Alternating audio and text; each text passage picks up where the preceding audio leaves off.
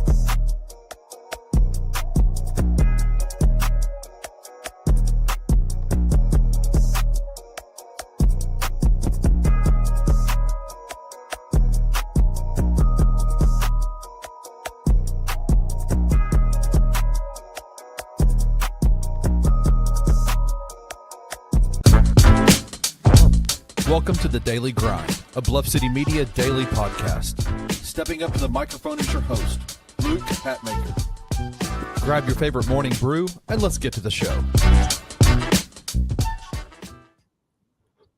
1, 2, 3, 4, 5. Everybody in the car, so come on, let's ride. Training camp starts next week, and I don't know the rest. Welcome to the Daily Grind, presented by FanDuel. I'm your host, Luke Hatmaker, not Lou Bega. I don't know the rest of that song. He just names a lot of ladies. More power to him, I guess. It is Wednesday. It's Hump Day, and I got Jared with me. Jared Davidson, how are you, brother? I'm good, man.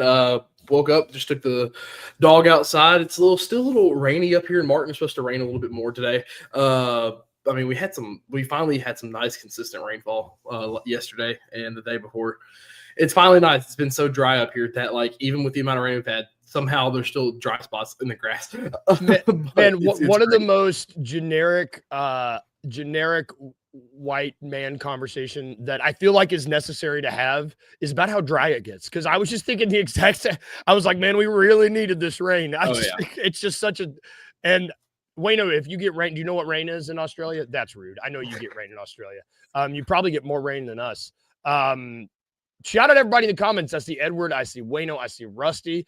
Thank you guys for joining us on this beautiful Wednesday. We're going to jump right into it because we got Grizzlies news to talk about, man. We got Grizzlies training camp starts next week.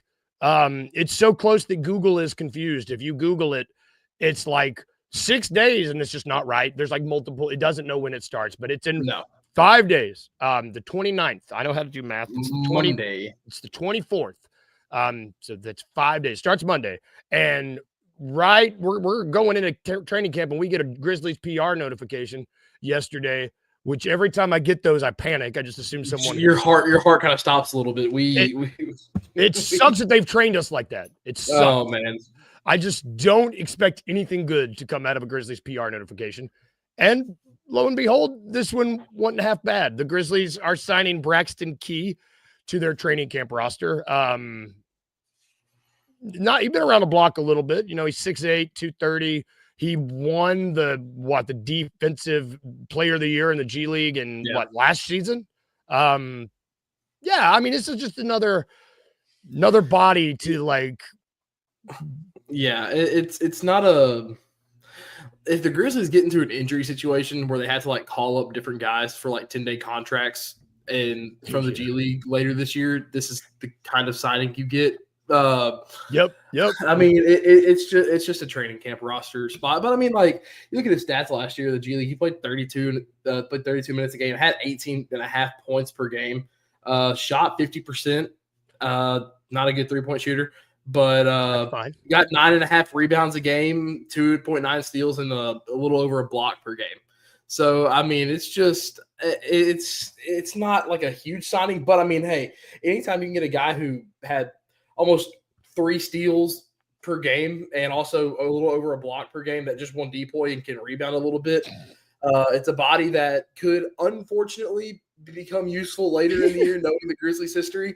But I mean, it's one of those things that's just like it's nothing to like scoff over. I think it was the Sane show yesterday. You know, and it dropped right as they started the show, and they're like, "Oh my gosh, it's game changing," and like being sarcastic. And it was hilarious. I do like how he played on that Virginia team with Ty Jerome. I don't know. I really like that Virginia team when they won the chip in, was that 2019, 2020? Yeah, it was the year after they got, or it was like a year or two after they got upset by University of Baltimore, Maryland, something. Oh my God, I forgot about that. Yes, I love that Virginia team, and so it's just cool. It's cool to see some, continuity. But it's like you said, if we're at the point where it's an unfortunate good thing. It's like, it's an unfortunate situation where you would need to play him, but if you have to play him, you could do worse. But it's the point to where, like, you're going to see a lot of these signings start here in the next, especially because I believe the teams who play overseas preseason games start training camp today. Yeah, they're playing. They're starting right now. Yeah, so you're going to see a lot of these signings kind of pop up across the league of just trying to get extra bodies on their training camp roster. And, these guys will see some preseason action more too as well. So you will see them on the floor, but it'll be preseason and probably preseason only, hopefully. Right, fingers crossed. If it's more than that, I might be a little worried. If it's more than that, this season is going to be a little weird. Yep. Which, shout out Edward. Kleiman must love that 2019 team, like, because Jay Huff played for that team too. He likes to cycle these guys in and out. Looking at this Braxton Key signing, and you know what, like, training camp starting today. It's like you said, we're going to be seeing a lot of bodies getting signed. I wanted to just take a look at the roster, with 5 days out for us. Yep. You go down the roster and, you get your normal guys. You got Judge, Aaron, KCP, Santi, Brandon, Ty Jerome, Conchar, Edie, Spencer, Vince, Jock Landale, Scottie Pippen Jr., Gigi, and Jalen. That's your normal 15 guys. But then you got Braxton Key, you got Lawson Loverline. I can't even say it. Lawson Loverline, Tyler Burton. I can't say it. Omax, PJ Hall, Javon Small. They are all signed. I imagine there will be some more body. We haven't even talked about Jemai Mashak. I imagine he's going to be going into training camp. But why his name? Key. We just signed him, and he's on the non-guaranteed Exhibit 10. So it's literally just, hey, here's a training camp invite. We need more bodies. If you somehow prove that you're going to be somewhat useful, he'll probably end up on the Hustle League team, on the Hustle more than likely. But it's there's a lot of these guys. I keep forgetting that PJ Hall is on this roster. Yep. And like on the two-way. And I know if depending on the ED timeline, that PJ Hall is on that two-way and will be used at some point. And I'm going to be watching the first Grizzlies game of the year, and I'm going to see him check in. And I'm like, why do I keep on forgetting that PJ Hall is on this daggone roster? Yeah. And he'll go out there and you'll be like, who? Oh, yeah. Yeah, PJ. I don't know. I see Edward in the comments is saying it's like, so we can only bring 20 to camp. So one of these guys is going to be, shout out Shane. So one of these dudes is going to be getting bye-bye, which I don't know who's going to, that's the thing. It doesn't matter who it is. Like one of these guys it's okay to lose one of these guys. I don't know. Yeah, the Grizzlies are 1 over right now. So they got some bookkeeping they need to do, Which I would imagine it would be Tyler Burton or Lawson Lovering if Braxton Key just got signed. Yeah, that's a good point. Because it's probably one of those two guys. Because honestly, Lawson Lovering and Tyler Burton, I don't remember whenever they were with the Grizzlies, like the Summer Grizzlies League. Announced that, Summer League a little bit, and I just see that on their roster now. And so it's probably one of those two guys that they're not going to bring to camp. So. Yeah, Tyler Burton had a handful of shooting games. I don't think Lover. If I'm not mistaken, I don't think Lover. Lawson. We're just gonna call him LL. I don't believe LL. Lovering. I can't say that last name. I don't think he did much. I actually think he didn't play the whole time. So it makes sense that they might even cut both those guys. Because Mashak still isn't listed, and I know a lot of people are high on him. And that is true. That's. Yeah, Edward just said it's like it's Mashak plus one more. Yeah, it's probably those two guys that are going to be gone. In my opinion, because you've got you're not going to just sign Braxton Key So this is a good point. I don't know enough about, but since ED is injured, I think you would have to put in the injury exception. I think you have to, if I remember correctly. But I don't. I didn't. There's no way Edie's ready for camp. Yeah. So it's too many. Yeah. So we're right. So they wanted 2 of these guys got to go. The most logical. Yeah. I mean, right now, right now on the NBA website for the Grizzlies roster, there are 21 players listed, and that is including. I believe that's including. No, it's not including Braxton Key. So no, he's right. We are. Yeah, it is including Braxton Key. There we go. So yeah, there's 1 on the listed roster that makes it 21, and then you add in Meshack, that makes it 22. So it is 2 over right now. So I'd imagine if anybody, it's going to be Burton and Lovering that are gone. Yeah, I mean, and those are guys that just sign with the hustle. Just bump them down, get them off training camp roster, sign with the hustle, get Meshack, get Braxton Key in here, and then you're fine. I mean, Omax is a former first-round pick that they got on. I don't see that, and they like Javon Small and PJ Hall. I don't know. It just makes sense that the 2 guys that we know are not NBA players would get moved for guys that we think could be NBA players. I don't know. I mean, either way, training camp starts in 5 days. You'll see. There might be 4 or 5 signings before then. We don't know. Like this could be a really busy week where like people get signed, people don't get signed, like random tertiary signings. We could see that happening all week. Yeah, and like you said, there's 5 days till camp, so you'll probably see a flurry of action of, honestly, with the Grizzlies, it may just be one very late PR tweet that'll happen on Sunday night saying with the Grizzlies roster. The Grizzlies have signed Jemai Meshack to an Exhibit 10 or something along those lines, and he will round out the training camp roster, and Lovering and Burton they'll word it in some fancy way that is out of my pay grade. But it's one of those things. Like I said, going back to the whole main point, the Grizzlies are about to round out their training camp roster. Meshack will be on that training camp roster if I had to get it. Like it makes no sense for him not to be. Yeah, I'd be absolutely shocked if we get to Monday and he's not. So which honestly, that might be that's going to be what I'm looking forward to leading up to the start of training. Leading up to Monday is be like, when they're going to sign Meshack. That's top of my list after his showing. And I mean, if you watch college ball, which I know we both do, dude was a lot of fun to watch. Really fun to watch. Like the whole conversation says, his role with Tennessee wasn't to do much but play defense. But then he got here and was like, oh, he can knock down shots too. And so it's just one of those things like. He talked about it too in one of his interviews or talking points. He was like, yeah, Tennessee, I wanted to do what Tennessee needed me to do to win. And to me, I love those kind of guys that are willing to go into a system and then also show you that they can do more things. So that's the idea basketball player that I would want on my team. God, basketball's here. I'm excited. Let's go ahead and take a break. We're going to go ahead and take a quick break. When we got back, we got some college football to talk about. I like talking about it in the middle of the week to give it time to gestate. I think that's the right word. I don't know. We're talking about words outside our pay grades. That's one that I heard that on a TV show last night. We'll be right back after this quick break.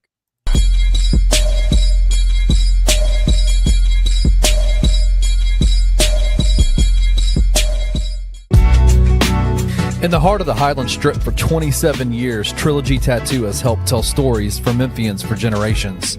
Located at 530 South Highland, Richie and his team are waiting to help you tell yours. From tattoos to piercings, your body art should be as unique as you are. Voted a Memphis Flyer top 3 tattoo shop in the city of Memphis since day one. Your story will be safe here at Trilogy Tattoo. Open 7 days a week, Monday through Saturday, 11 to 11, and 3 to 11 on Sundays. They have convenient times waiting on you. Let Trilogy Tattoo help you tell your story.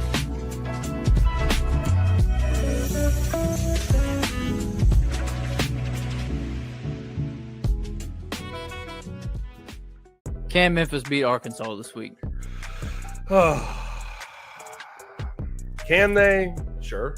Since 2014, they are 4-0 against opponents when they play 11 a.m. games on ABC. 4-0. Okay. I have a lot of concern about this defense's ability to contain Taylon Green. Yep. That's my biggest problem. That's the Over game. the years, they've struggled with running quarterbacks, as most defenses do. I think that's such a trope for a lot of people. They're like, this defense struggles with running quarterbacks. It's like, well, everyone does. He's got all the ability in the world. And I think this is going to be a massive test for a Memphis defense who I don't think has really been pressed or challenged by any quarterback today. Then for Memphis's offense, they've got to be able to stretch the field. If Arkansas knows that Memphis is just going to try to line up, run the ball with Sutton Smith, run it with Brendan Lewis, they're going to be able to shut that down. Tune in to On the Bluff with Christian Fowler and Gabe Kuhn every Tuesday at 10 a.m. on the Bluff City Media YouTube channel.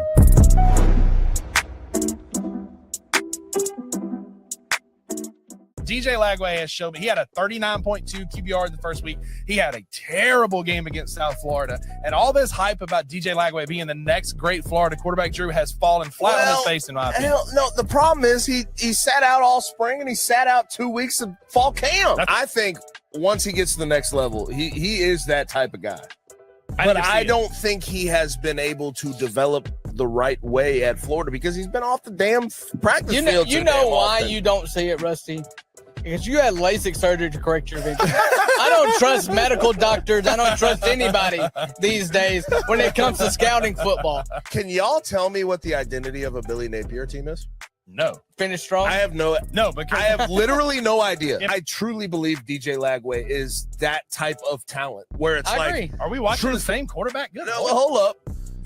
He's 6'4". That's fine. 225 pounds. He can run over anybody. He runs a 4.4. When he's got a cannon for an arm. He can be accurate. He's shown that. Anthony Richardson. No. Anthony Richardson was never accurate like that. Can I give you Anthony Richardson? Tune in to College Football Saturdays throughout the college football season live from Grind City Brewing and the Bluff City Media YouTube channel.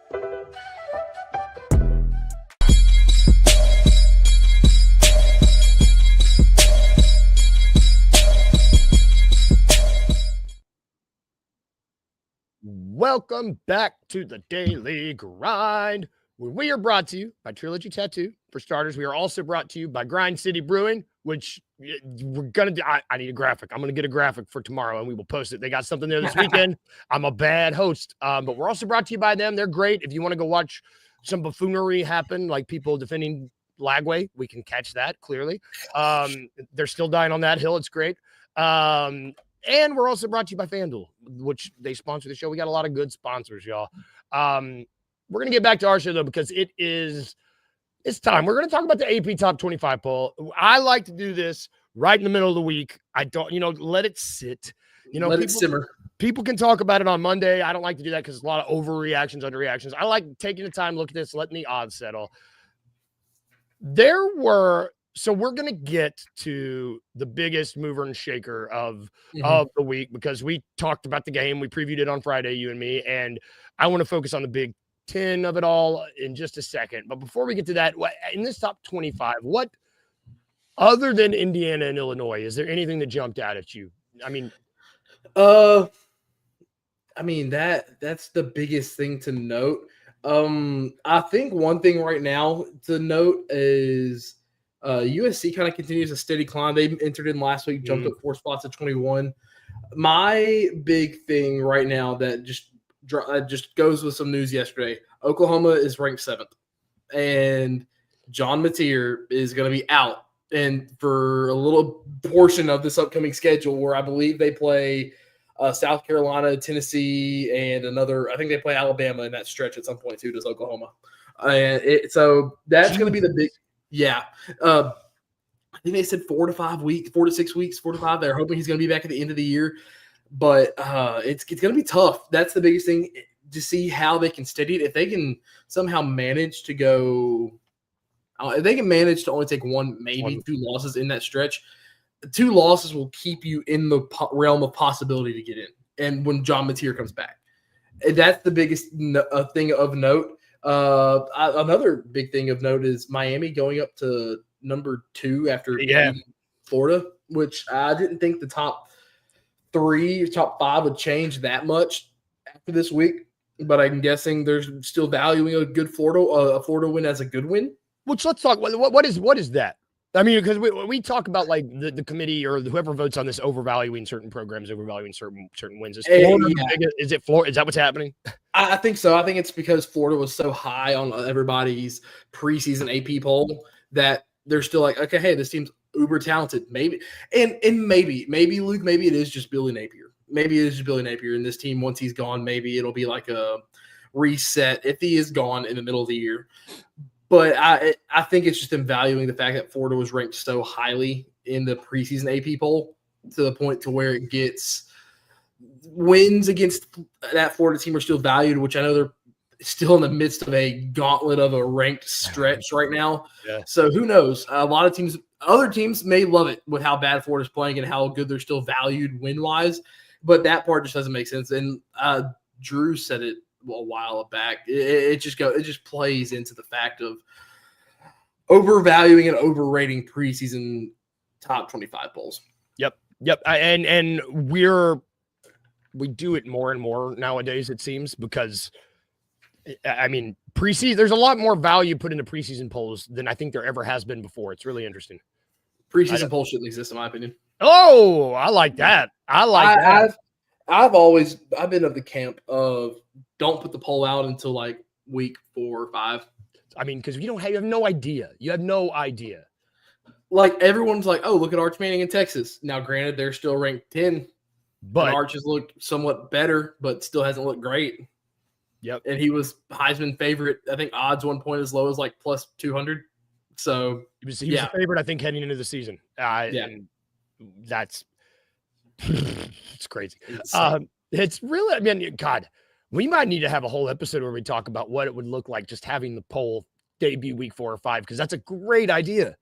I love that idea. Like, because I mean, you've got all these the preseason poll. When you look at the first preseason poll, you're like, I can't make heads or tails of this, nor should you be able to. It's all guesswork. Now, granted, this voting system is flawed, but that's why the college football playoff poll waits till like the first week of November, the first Tuesday of November. Yep. Which is less than 6 weeks away now from yesterday. So yeah, we're close to getting that poll too in about a month and a half. But that's why they wait so late. They don't put out a preseason poll because like they don't know. They don't know. They want to wait till what week would that be? 11 to put it out. Yeah, week 10, week 11 to put it out. So I mean, good on them. That's the only good thing I'll give to the College Football Playoff Committee right now. Is that they wait. Yep. And they're doing that right, and that may be about it.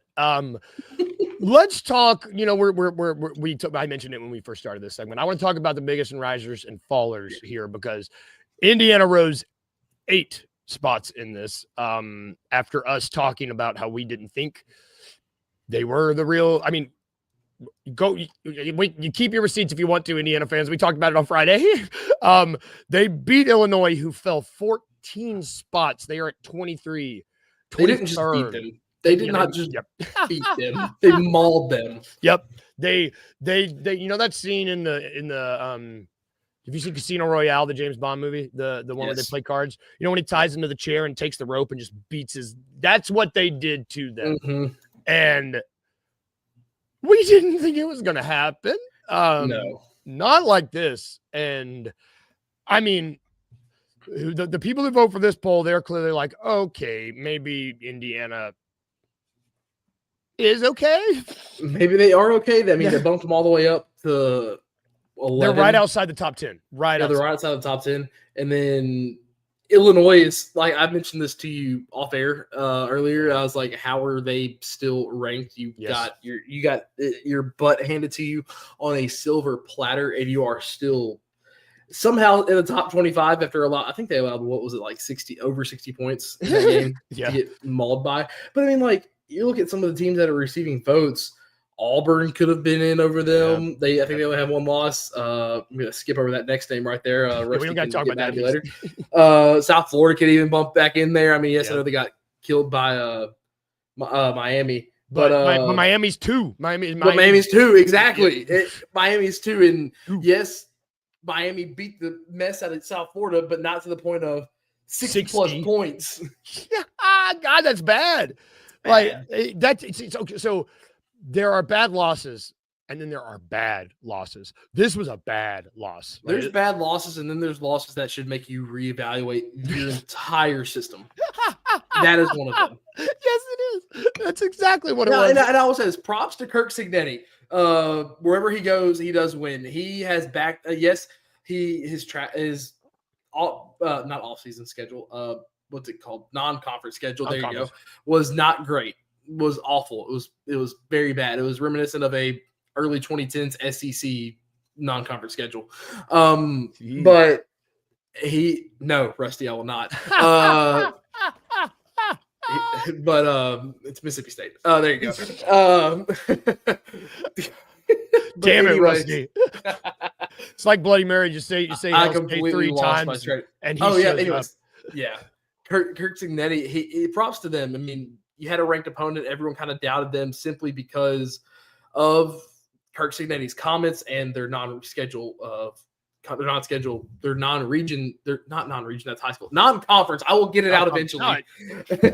I know what you're talking about. Yeah. And this is our conversation. This is our conversation. Their non-conference schedule was bad. And he said, okay, we're still going to be ready. And they were. And so that is props to Kirk Cignetti right there. And that's just going to be one of those. Where did Indiana probably finish back on it last year? Where did Indiana finish they were in the playoffs. They were in the playoff. I think were they 8th? 20. I think it's 8 sounds right. 2024 final college football playoff rankings. I remember Daniel Greer was on them the entire season last year, and it looks like that might just still be going. 8 was Indiana, yes. Yep. So like they who won the Natty last year? Oh no, these are the final these are like the final rankings before the we're gonna look at the final AP poll. Because that final playoff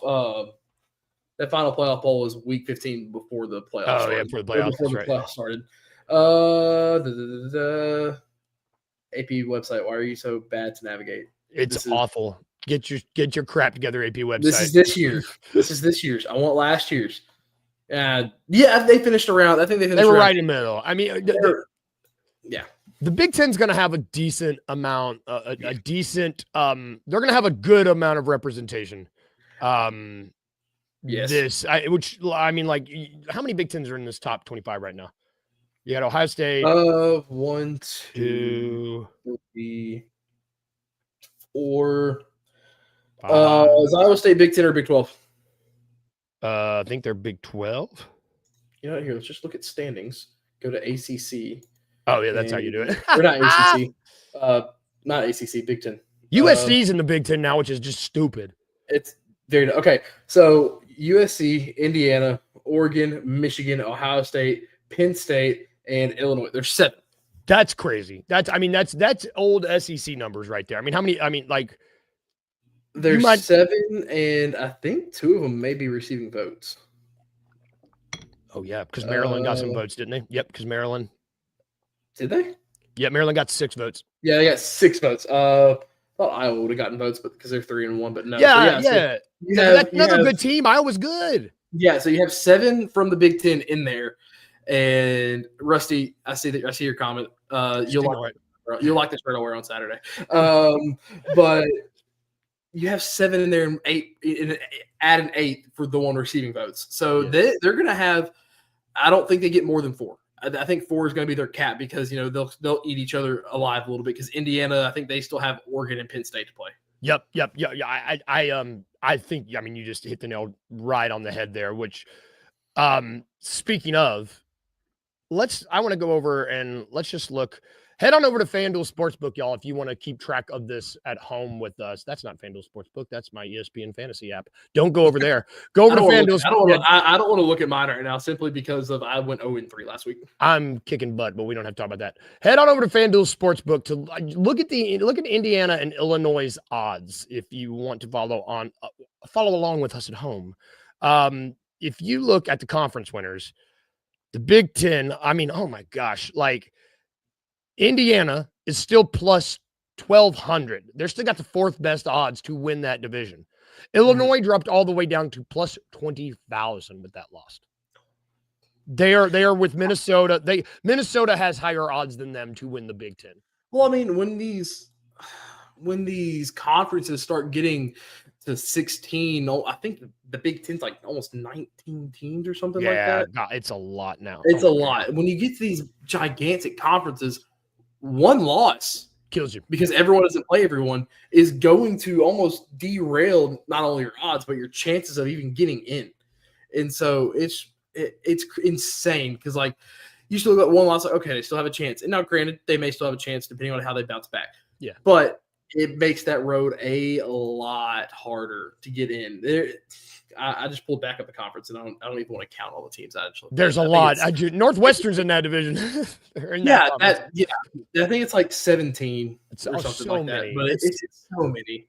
And you know what? Like we're talking about them cannibalizing themselves. It's time for your daily dose of It's a Trap, brought to you by FanDuel Sportsbook. And we're staying, keeping in the Big Ten. 9+ regular season wins. So which of these teams, and they're all, I'm only looking at Big Ten teams for this. I'm not going to pick anywhere else. And it's specifically going to be teams that we've been talking about the past like 5 minutes. So which of these teams, oh yeah, name of the game, It's a Trap. I'm going to give our guests, I probably should explain it. I'm going to give you 3 odds. You just have to tell me which one is a trap, a la Admiral Akbar from Star Wars. Okay. If you want to follow along at home, go to FanDuel Sportsbook. You can find these odds there. Help him out in the comments if you want. All right. Which one of these is a trap? Odds to get at least 9 wins by the end of the year. And we're only going to be, just look at the Big Ten teams. Okay. Indiana to get 9 wins, -210. Illinois to get 9 wins, +280. Maryland to get 9 wins, +490. Maryland +490. That Illinois was like plus something now. Yeah, and Indiana, Illinois. And Illinois or Indiana was -210. I feel like Indiana is a lot higher now because they only have 2 ranked teams on their schedule. Listen to your heart. I know that's what I'm thinking. I was like, wait. Rusty gets in here and overthinks it, and it. Yeah, I know. I'm sitting here trying to think of schedules real quick. You know what? No, Indiana. They have 2 ranked opponents, and it's Penn State and Oregon. There's 12 games. That's 2 losses. Yeah, I think Indiana's is a lot higher. It's a lot. The odds are got to be a lot better. You got it, brother. Yeah, man. Yeah, it's a trap. You got the trap. So Illinois and Maryland, after they're +280, +490. Yeah. They got plus odds to get 9 wins. Indiana is -900. -900 to get 9 wins. So it's that is insane. Yeah, they're gonna get 9 wins. USC, though, you mentioned USC, they have -210 odds to get 9 wins. They're still minus odds. And it's crazy to me that they're in the Big Ten. They're just like they got the 4th best odds in that division right now. Yeah, that's crazy. I mean, you look at I just pulled up Indiana's schedule, not Indiana, Illinois' schedule. They have 2 ranked opponents left, and actually, is it 2? Yeah, 2. And so yeah, it's gonna be that would put them right at 9 wins. So it's gonna be close. So the 280 odds might be worth really good considering they have USC this week.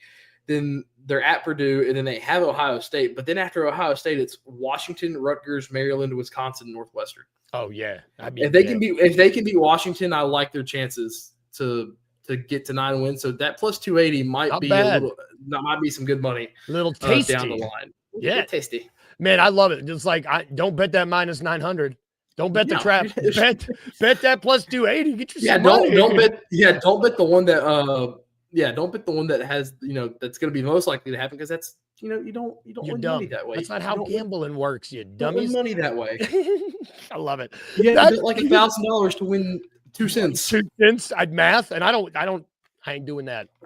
No, we ain't about to go to college for math, so we're not doing math. I love it. That's gonna do it for our show today, y'all. Thank you guys for watching. Thank you to our sponsors. Thank you to Trilogy Tattoo. Thank you to FanDuel. Thank you to Grind City Brewing. I'm going to have a graphic. I got it on my phone. We will have it tomorrow about this weekend. There's a lot. Also, oh yeah, Marvel Zombies dropped. Check it out. Go watch Alien Earth last night too if you didn't. That's for Tubin Tuesdays. I'm getting ahead of my skis. We will be back tomorrow. We're going to talk some more training camp stuff. We're also probably going to talk Thursday night football. It's not a good one, I don't think, but we're still going to talk about it. It's like Cardinals and I think it's Cardinals and Seahawks. Gross. Go Seahawks? I don't know. We'll talk about that tomorrow. And if we can leave you with anything today, turn into $2 at 11.